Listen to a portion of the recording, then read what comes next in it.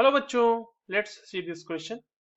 Pressure exerted by 1 mole of an ideal gas kept in a vessel of V liter having root mean square speed of molecules equals to V and m is the mass of each molecule is correctly given by the equation. ठीक है, तो चलिए बच्चों इस question को solve करते हैं और हमारे पास जो गिवन रिएक्शन में वो रिलेशंस है प्रेशर और रूट मीन स्क्वायर वेलोसिटी के बीच का, उसे थोड़ा सा फाइंड आउट करने की कोशिश करते हैं।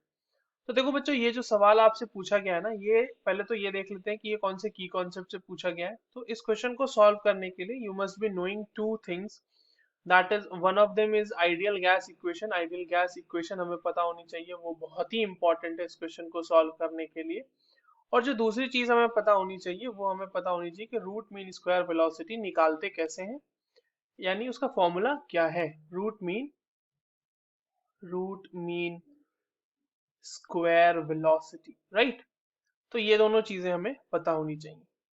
चलिए, जो आइडियल गैस इक्वेशन है बच्चों हमारा, अगर हम उसको फॉर 1 मोल लिखें, 1 मोल के लिए अगर हम लिखना चाहें तो आइडियल गैस इक्वेशन हमारा क्या हो जाएगा। Ideal gas equation will be P V is equals to R T. होता तो P V is equals to N R T है, मगर एन की वैल्यू 1 हो जाएगी तो we can directly write P V is equals to R T.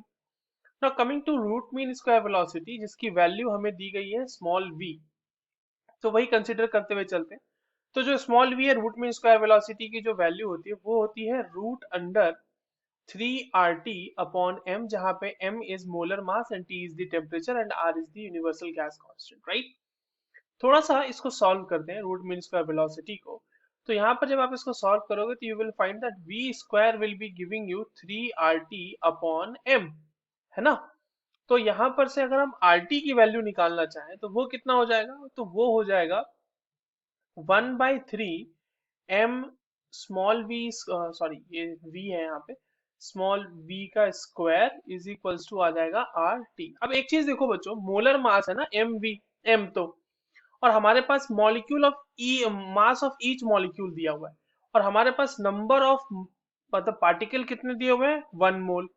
तो अगर हम ना 1 मोल से इसको थोड़ा सा, इसको 1 मोल के लिए अगर इसको सूटेबल बना लें तो ये क्या हो जाएगा, m की जगह पे हम लिख सकते हैं 1 मोल में पार्टिकल जो होंगे वो होंगे Na पार्टिकल, अब गैदरो नंबर के इतने, multiplied by mass of 1 molecule, एक मॉलिक्यूल का मास, और उसको मल्टीप्लाई कर देंगे हम टोटल नंबर ऑफ मॉलिक्यूल्स से, और that will be multiplied by v square, obviously v square is equals to R T.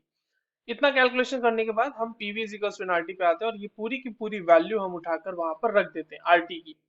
तो ये क्या हो जाएगी बच्चों, वैल्यू देखो, P V will be equals to 1/3 Na into m and V square small V, ये आ जाएगा ना। और p इज इक्वल्स टू हम क्या लिख सकते होंगे वहां पे, तो 1/3 Na/v into mv square, right. तो ये हो जाएगा हमारा प्रेशर के लिए जो फॉर्मूला हो, जो मतलब जो प्रेशर एक्सर्ट हो रहा होगा।